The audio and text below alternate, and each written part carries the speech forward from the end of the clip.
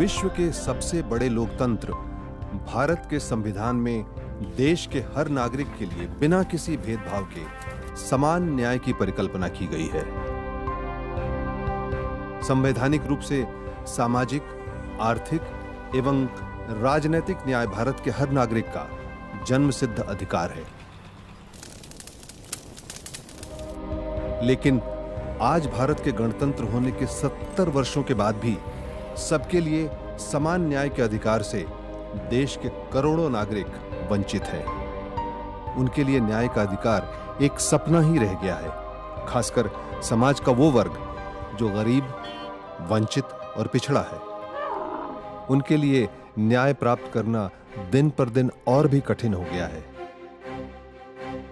दूसरी तरफ न्याय प्रक्रिया इतनी कठिन एवं खर्चीली हो गई है कि वो उनकी पहुंच से दूर है। एहसास न्याय का सबके लिए, आकाश न्याय का सबके लिए, उल्लास न्याय का सबके लिए, विश्वास न्याय का सबके लिए।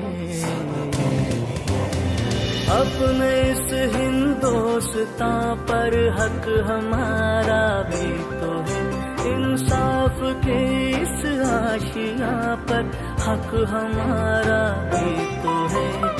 एक मुट्ठी आसमां पर हक हमारा भी तो है, एक मुट्ठी आसमां पर हक हमारा भी तो है। संविधान के अनुच्छेद 14 और 22(1) के अंतर्गत राज्य का यह उत्तरदायित्व है कि वो सबके लिए समान अवसर सुनिश्चित करे। वर्ष 1987 में समानता की इसी संवैधानिकता के आधार पर समाज के कमजोर एवं वंचित वर्गों के लिए भारत के संसद में विधिक सेवा प्राधिकरण अधिनियम पास किया गया। इसी अधिनियम के तहत नालसा का गठन हुआ, जो 9 नवंबर 1995 को पूरे देश में लागू हुआ। इसका काम कानूनी सहायता कार्यक्रम लागू करना और उसका मूल्यांकन एवं निगरानी करना है। साथ ही अधिनियम के अंतर्गत कानूनी सेवाएं उपलब्ध कराना भी इसका काम है। एक लाइन में खड़ा हुआ सबसे आखिरी आदमी को भी जस्टिस मिले, वो जस्टिस करके किसी कारण से रह ना जाए, ये एक बहुत बड़ा इसका उद्देश्य है। Justice is to be delivered and is to be accessible in accordance with the equality doctrine. Equal access to justice is the underlying theme of all activities of NALSA. NALSA के संरक्षक भारत के मुख्य न्यायाधीश हैं और सर्वोच्च न्यायालय के सबसे वरिष्ठ न्यायाधीश इसके कार्यकारी अध्यक्ष।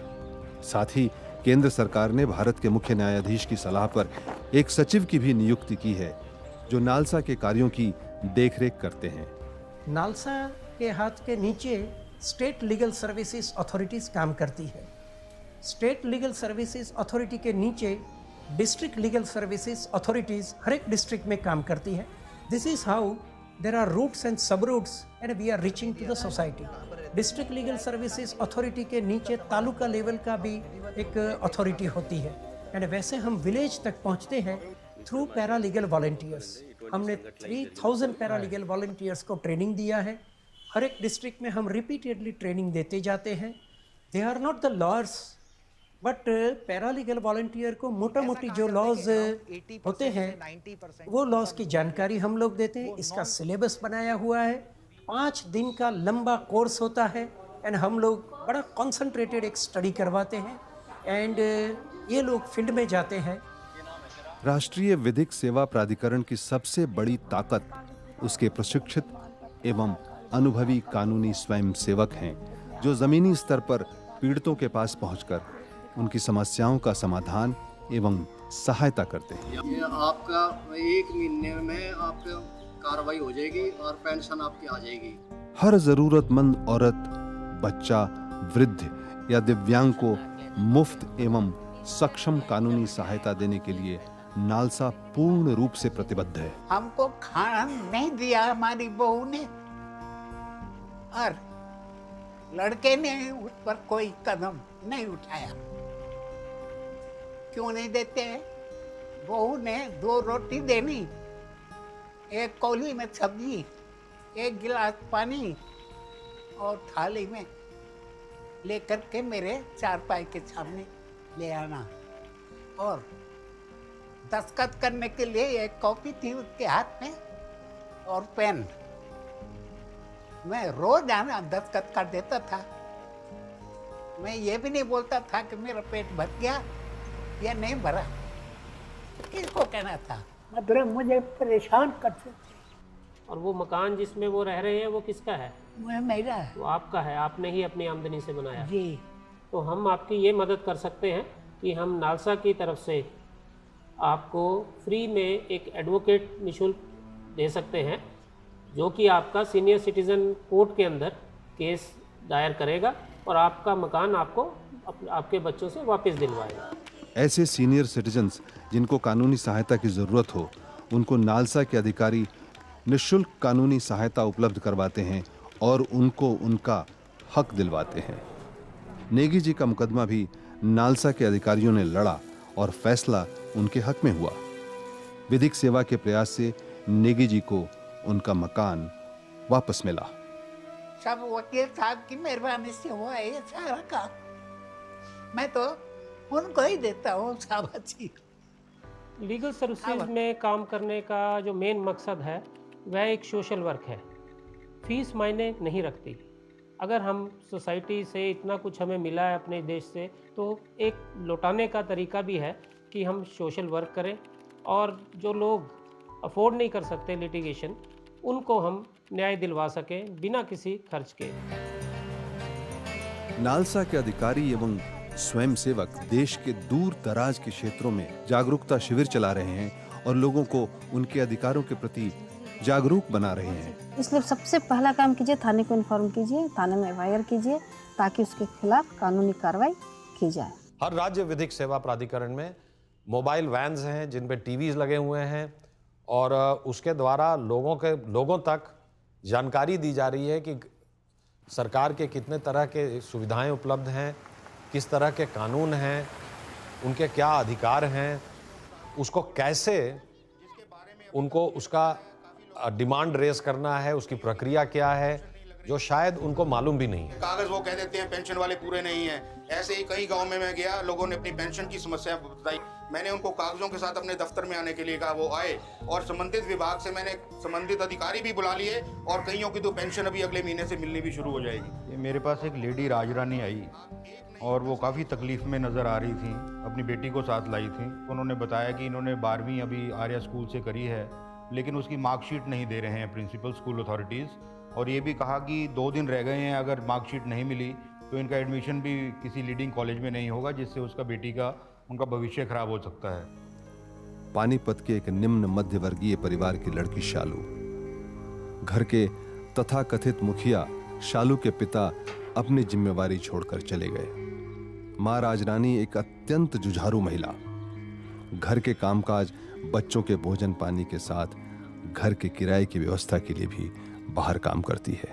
हमारे घर के हालात बहुत ख़राब है। ये तो मैं रेंट पे ही रहती हूँ, मतलब घर का काम भी करती हूँ, बाहर भी करती हूँ। सिर्फ मैं ही संभालती हूँ, इसके पापा कोई काम नहीं करते, खर्चा खुर्चा कुछ नहीं देते। और बाकी इसका एडमिशन रह गया था और उनको स्कूल वालों ने पैसे मांगे थे 3600 रुपये। मेरे 134 में नाम आया हुआ है, दोनों बेटियों का आया हुआ है, तो इसका अब तो नहीं हो रहा। पिछले साल हो गया था, तो इसका वही पैसे मांगे थे 3600 रुपये दो तो हम मार्कशीट देंगे, तो अदरवाइज नहीं देंगे वरना।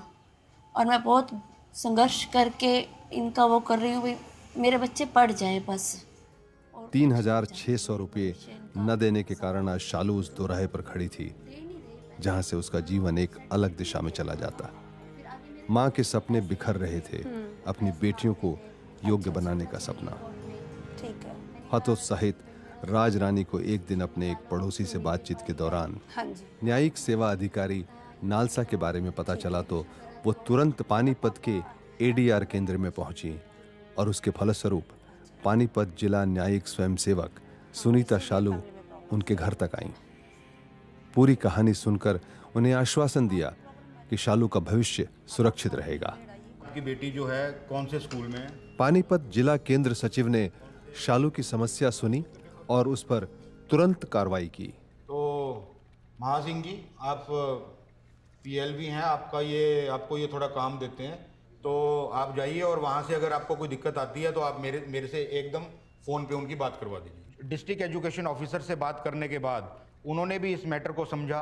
उन्होंने प्रिंसिपल के स्कूल वालों को लेटर लिखा, तो उसके बाद ही कहीं जाकर प्रिंसिपल ने उसकी मार्कशीट इशू की। जिला विधिक सेवा प्राधिकरण के हस्तक्षेप के कारण न सिर्फ शालू को मार्कशीट मिली, आर्य गर्ल्स कॉलेज में बिना किसी फीस के दाखिला भी मिला।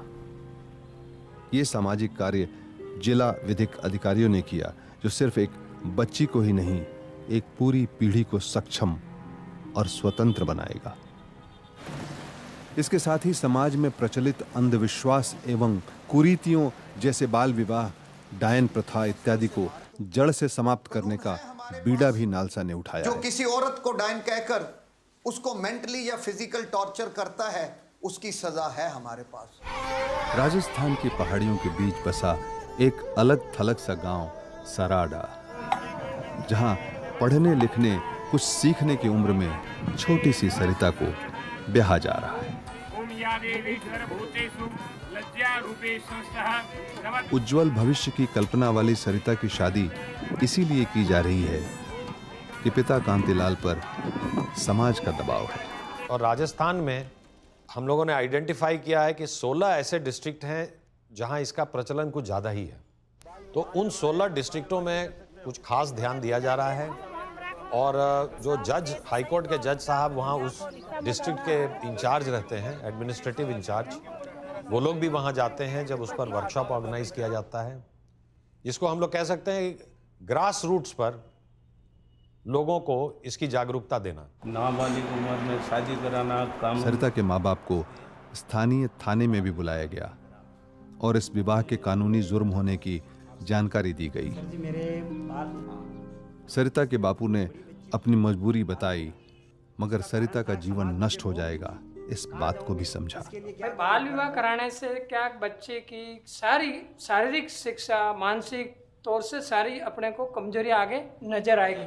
उससे क्या पूरी जिंदगी एक बर्बादी की ओर जाएगी और बच्ची का भविष्य खराब करके अपन बैठ जाएंगे। जो आप द्वारा समझाया गया वो मैं समझ गया हूँ सर। नाबालिग का शादी नहीं होनी चाहिए, नहीं होगी, अब भविष्य में भी नहीं होगी। अब बच्ची मेरी पढ़ रही है वाजिब, कोई किसी प्रकार का कोई उम्र से पहले जो 18 साल की उम्र पूरी नहीं होगी उसके पहले हम शादी नहीं करेंगे। मैं अभी 12वीं में पढ़ रही हूँ, उसके बाद में मैं पूरी पढ़ाई करके फिर मैं पुलिस ही बनना चाहूँगी। पुलिस बन के मैं जो गलत काम होते होंगे उनको तो मैं एक तो सही करूँगी और जहाँ बाल विवाह होता होगा वहाँ पे मैं बाल विवाह रोकूंगी। अधिनियम की धारा 19 के तहत देश के सभी जिलों में लोक अदालतें स्थापित की गई हैं जो निरंतर कार्य करती हैं। आप दोनों के बीच में अदालत में मुकदमा चल रहा है। हाँ जी। गाली दी, मेरे पे झगड़ा कर उतारों के हाथ उठाया। पहले इन्होंने करी हुजूर। नुकसान की भरपाई कौन करेगा? कि जितने भी पेटी ऑफेंसेस हैं, हो गया मेरा।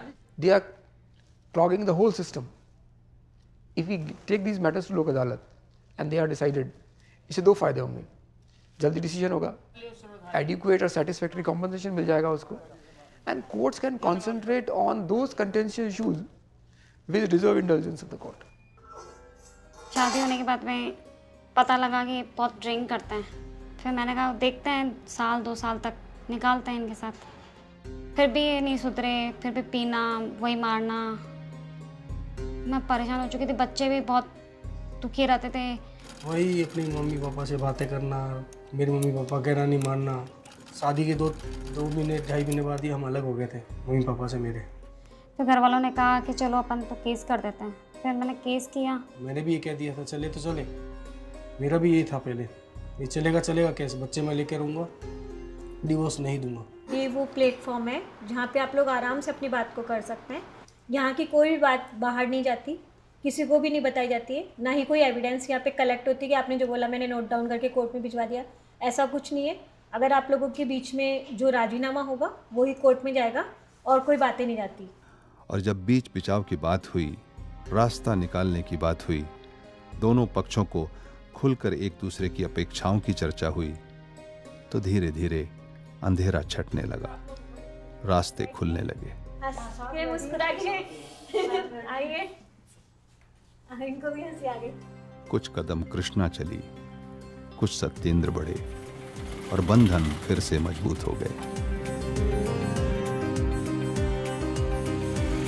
वैदिक सेवा की मदद से सालों के मुकदमेबाजी और कटुता से छुटकारा मिला। हमारे पास ऐसे हर एक जगह पर लीगल एड क्लिनिक खुले हैं। जैसे डॉक्टर के क्लिनिक होते हैं वैसे लीगल एड क्लिनिक होता है। एंड कोई भी आदमी वो लीगल एड क्लिनिक में जाए तो वहाँ पैरालीगल वॉलंटियर्स बैठे होते हैं, हमारे लॉयर्स बैठे हुए हैं जिसको हम रिटेनर लॉयर्स बोलते हैं। अपनी ओरिजिनल पत्री लेकर जी मैं कोर्ट में आई। हाँ जी।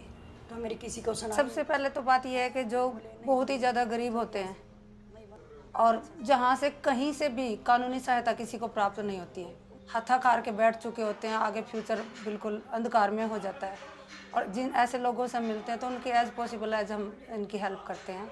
नालसा की योजनाएं आम आदमी तक समान रूप से पहुंचे, इसके लिए जिला कोर्ट, सरकारी संस्थानों एवं जेलों के अंदर कानूनी सहायता केंद्रों की व्यवस्था की गई है। इन कानूनी सहायता केंद्रों में नालसा के न्यायिक स्वयंसेवक तथा प्रशिक्षित एवं अनुभवी वकील बिना किसी शुल्क के अपनी सेवा प्रदान करते हैं।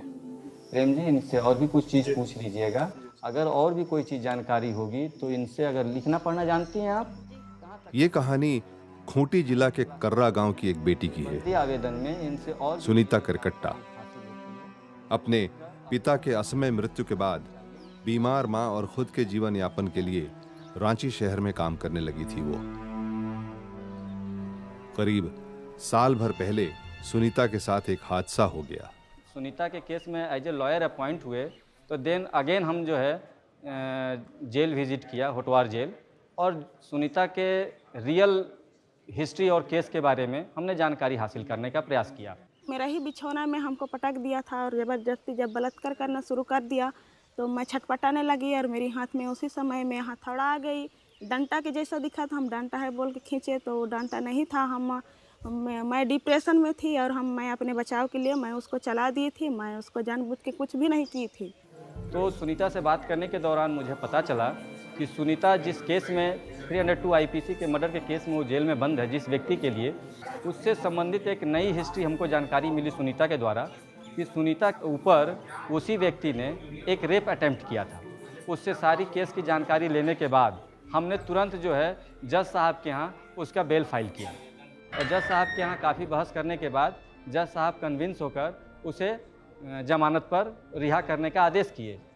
हम इसीलिए खड़े हैं, हम एक ब्रिज हैं अथॉरिटी और लोगों के बीच के अंदर। हम उनका एक माध्यम हैं। हम उनकी जो कानून के दायरे के अंदर उनकी जो ज़रूरतें हैं, जो उनकी शिकायतें हैं, जो उनके केसेस हैं, हम उन्हें फ्री ऑफ कॉस्ट लड़ने के लिए तैयार हैं, क्योंकि हमारा एक्ट बोलता है।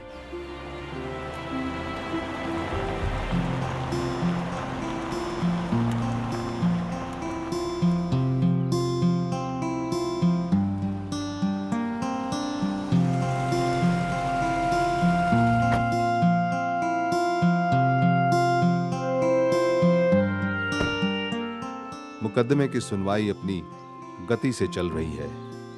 सुनीता को गांव वालों का सहारा तो मिला ही है, विधिक सेवा के स्वयं सेवक भी आते रहते हैं उसे भरोसा देने के लिए, उसकी मदद करने के लिए। हादसे से उबरती सुनीता ने फिर से अपने जीवन के बिखरे तिनकों को समेटना शुरू किया है। मैट्रिक की परीक्षा का फॉर्म भरा है उसने। पढ़ लिख कर वो नौकरी करना चाहती है, अपने पैरों पर खड़ी होना चाहती है। प्राकृतिक या फिर किसी भीषण दुर्घटना से हुई आपदा जैसे कठिन समय में भी नालसा ने लोगों की हर संभव मदद करने के लिए तत्परता से कदम उठाए हैं। 2001 गुजरात में आया भूकंप हो या 2014 में कश्मीर में आई बाढ़ की विभीषिका, जिसमें हजारों जानें चली गईं और लाखों लोग बेघर हो गए, नालसा ने असहाय पीड़ितों की आवाज को प्रशासन तक पहुंचाने का काम किया और आपदा प्रबंधन योजना के तहत राज्य एवं जिला विधिक प्राधिकरण के साथ मिलकर सरकारी कल्याण योजना को कारगर ढंग से कार्यान्वित किया। इस तरह नालसा ने सरकार और आम जन के बीच पुल का काम किया। एक ऐसी जीवट महिला 70 वर्षीय चंद्रिका बेन भी इस विपत्ति का शिकार हुई। विधवा चंद्रिका अपने 42 वर्षीय पुत्र के साथ भुज में रहती थी। इस भूकंप ने सिर्फ उनका आसरा ही नहीं छीना, उनके पुत्र के अंदर किसी भी परिस्थिति से लड़ने की ताकत तक छीन ली। आसपास इतनी हानि, नुकसान और मौतें देखकर उनका पुत्र गहरे सदमे का शिकार हो गया। रात को भूकंप आया और सोता था और ऊपर मकान गिरने लगा। थोड़ा हमें बाहर निकल गया। सब सामान इसका गल्ला था बाजू में, ये गिर गया। दिमाग में सब ले लिया है। इसके लिए मालूम नहीं पड़ता मगज में कि मैं क्या करूं। ये परिस्थिति बहुत मेरी खराब है ने, इसलिए ने बहुत आघात लग गया कि मेरी मम्मी बहुत गरीब है। सरकार से ये छापा में आया था कि अब मकान गिर गया हुआ है, इसको सहाय मिले। जब भी भूकंप आया उसका मकान गिर गया, हमको पता चला। हम विधिक सहायक लोग इसके घर तक पहुँचे और उनका नाम नोट किया। नाम नोट के उसके हम गवर्नमेंट में सब भेजा कि इसके साथ ऐसा हुआ है, भूकंप के पीछे उसके लेने के लिए घर नहीं है। उसका बेटा है वो भी मेंटली अपसेट हो गया भयानक भूकंप देख के। तो हमने तभी से कार्यवाही उसकी शुरू की। उसके बेटे को ट्रीटमेंट मिले और इनको सहायता मिले, उनका मकान फिर से बने, इसलिए गवर्नमेंट में से उसको सहायता मिली है। और आज वो माँ जी है, मोटी उम्र बड़ी उम्र के हैं, तो वो इस घर में उस अपने जो लड़का है उसकी देखभाल रख रहे हैं और उसके साथ वो अपने भुज शहर के अंदर काम पे जाके जो शाम को अपने को 20, 40, 50, 100 रुपया मिलता है उसमें से इनका निर्वाह भी साथ में कर रहे हैं। सरकार ने मारा बापा ने दीकरा આટલો આશરો આપ્યો છે તે જીવન જાય છે, મજૂરી કરીને ખાઉં છું, ખવડાવું છું છોકરાને।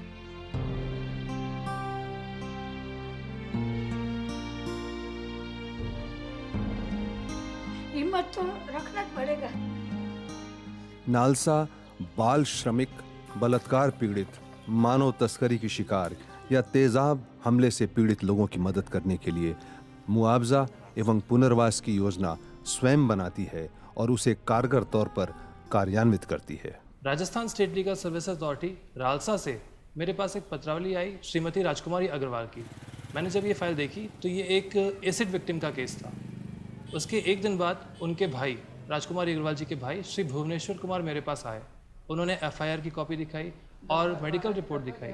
हमारे सामने समक्ष प्रार्थना पत्र पेश किया जिसमें कि उनकी बहन को जल्द से जल्द राशि दिलाई जाए जिससे उनका इलाज प्रॉपरली हो पाए। लगभग अभी तक मैम कितना कॉस्ट लग गया होगा आपके ट्रीटमेंट में? एग्जैक्टली तो मैं नहीं बता सकती फिगर, क्योंकि एक्चुअली मेरे ब्रदर और मेरा बेटा देख रहे हैं ये सब चीज़ें। मेरे को कम से कम ये लोग इंटीमेट करते हैं इन चीज़ों के बारे में, मगर तकरीबन 1.5-2 लाख तो लग गया मेरा इसमें। इसके बाद हमने सारी कार्यवाही पूरी करने के बाद जिला विधिक सेवा प्राधिकरण जयपुर महानगर की मीटिंग कॉल करवाई। प्रोविज़न हमारे यहाँ पे है वो एसिड अटैक की विक्टिम में 3 लाख तक का कंपनसेशन जो दिलाने का प्रोविज़न है हमारे। नो डाउट उससे मुझे बहुत खुशी हुई है। एक तूफान में एक चिंगारी जिसे कहते हैं, तो एक दिया रोशनी का मुझे मिला। मुझे लगा कि है कोई इसमें कि कोई हेल्प करने के लिए थोड़ी बहुत। राजकुमारी को उनके खोए आत्मविश्वास को फिर से पाने में पता नहीं कितना वक्त लगे, लेकिन विधि सेवा के प्रयास से उनका दर्द कुछ कम तो जरूर हुआ है। फिर से वो अपने जीवन को जोड़ने का प्रयास तो कर ही रही हैं। देखिए, चाइल्ड राइट्स को लेकर के या औरतों के अधिकारों को लेकर के हमारे यहाँ कानूनी प्रावधान बहुत अच्छे हैं, उनमें कोई कमी नहीं है, लेकिन उनकी इम्प्लीमेंटेशन के लिए जो सिस्टम, जो मैकेनिज़्म हमें चाहिए, उसमें जितनी भी कमियां आज तक नज़र आई हैं उसमें सालसा का और डिस्ट्रिक्ट लीगल सर्विस अथॉरिटीज़ का, नालसा का, इनका बहुत बड़ा अहम भूमिका है और वो निभाना शुरू हुआ है। बचपन, खुल के हर छोटी बात पर हंसना, खुले मैदान में दौड़ना, उछलना, कूदना, गिरकर फिर संभलना, रूठना और फिर पल भर में बिना किसी के मनाए मान जाना, सीखना, पढ़ना, लिखना, सपने देखना खुली आंखों से। बचपन ईश्वर का पर्याय। उन्मुक्त जीवन पर जब काम का भार आ जाता है, कोमल हाथों में कलम, पेंसिल, कूची के बदले जब औजार और झाड़ू पकड़ने की बाध्यता आ जाती है, तो बाल मन का भोलापन कटुता से भर जाता है। आंखें सूनी, निस्तेज हो जाती हैं और इसे कहते हैं बाल दास्ता या चाइल्ड लेबर। भारत में हर 11 बच्चे में से एक बच्चा मजदूरी कर रहा है। बाल दास्ता के इस अन्यायपूर्ण प्रचलन से समाज को मुक्त करने के लिए नालसा ने कई गैर सरकारी संगठनों के साथ मिलकर इन बच्चों के बचाव के साथ साथ पुनर्वास और आश्रय भी दिया। इनमें बचपन बचाओ आंदोलन संस्था का योगदान महत्वपूर्ण रहा। लीगल एड अथॉरिटी और हम लोग मिलकर जो बच्चों की मुक्ति का प्रयास करते हैं, तो 2009 से लेके अब तक करीब 3800 बाल मजदूरों को मुक्त कराया गया दिल्ली अकेले से। और ये बच्चे ज़्यादातर बाल दुर्व्यापार या चाइल्ड ट्रैफिकिंग के शिकार थे, चाइल्ड बॉन्डेड लेबर या यूँ कहिए कि बाल दास्ता के शिकार थे। पहली बार ऐसा हुआ कि न केवल भारत के मुख्य न्यायाधीश महोदय बल्कि न्यायपालिका के तमाम वरिष्ठ अधिकारी, जिसमें सुप्रीम कोर्ट के न्यायाधीश महोदयगण और हाई कोर्ट के लोग, इसके अलावा प्रशासन के स्तर पर केंद्रीय सरकार और कई राज्य सरकारों के लोग, सामाजिक संगठनों के लोग और जो बाल अधिकारों के लिए संरक्षण आयोग बने हैं उनके अधिकारीगण सब इकट्ठे हुए और पहली बार हम लोगों ने इस पर मिलजुल कर एक चर्चा की और एक ठोस एक रिपोर्ट बनाई कि कैसे बच्चों का पुनर्वास होना चाहिए, किस तरह सरकार की भूमिका होनी चाहिए, किस तरह समाज की भूमिका होनी चाहिए और न्यायपालिका को उसको कैसे प्राथमिकता देनी चाहिए। ये अभी हाल में ही हुआ है। अपनी स्थापना के 21 वर्षों में नालसा का दायरा लगातार बढ़ता गया है। अब तक तकरीबन 2 करोड़ जरूरतमंद नागरिकों को नालसा ने कानूनी मदद पहुंचाई है। लोक अदालत के माध्यम से लगभग 1 करोड़ मुकदमों का सफलतापूर्वक निपटारा किया गया है, जिसमें 900 करोड़ की राशि के विवाद का समझौता हुआ है। इसके अंदर सबों को आसानी से न्याय की सुविधा मिले, इसके लिए नालसा ने अपनी वेबसाइट भी लॉन्च की है। नालसा के अंतर्गत न्याय को जमीनी स्तर पर हर घर, हर दरवाजे तक पहुंचाने के लिए 28,000 से भी अधिक स्वयंसेवक और 8,000 से भी अधिक वकील सतत कार्य कर रहे हैं। भारत के संविधान की प्रस्तावना में हर नागरिक के लिए सुनिश्चित किए गए समान न्याय की अवधारणा की पूर्ति की दिशा में नालसा के अधिकारी एवं स्वयंसेवक पूर्ण रूप से संकल्पबद्ध हैं। नालसा का भविष्य बहुत उज्जवल है। नालसा की एक्टिविटीज़ इस देश में बढ़ेंगी और नालसा को स्टेट लीगल सर्विस अथॉरिटीज़ को अपने कंधे मजबूत करने चाहिए और ऐसे चैलेंजेस को स्वीकार करने के लिए तैयार रहना चाहिए। विधिक सेवा प्राधिकरण नालसा एक क्रांति है, सामाजिक क्रांति, सबके लिए एक समान न्याय की क्रांति, निःशुल्क एवं त्वरित न्याय की एक उम्मीद, एक नई रोशनी।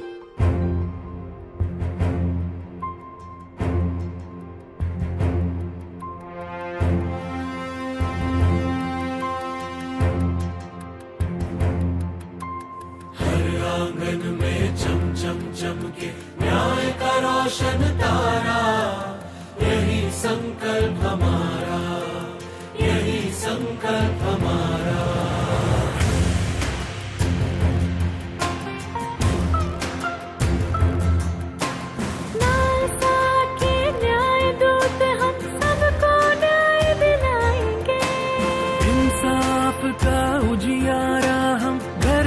तक पहुँचाएंगे।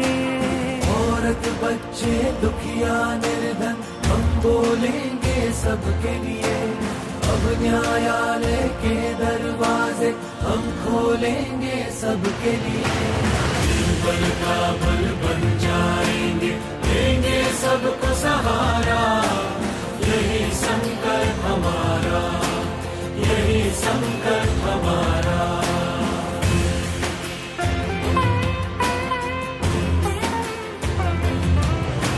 नालसा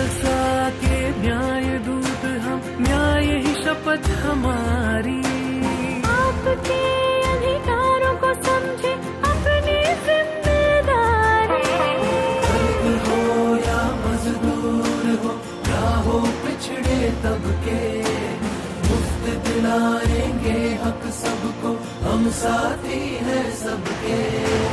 ऊंच नीच धनी निर्धन में अब ना हो बंटवारा,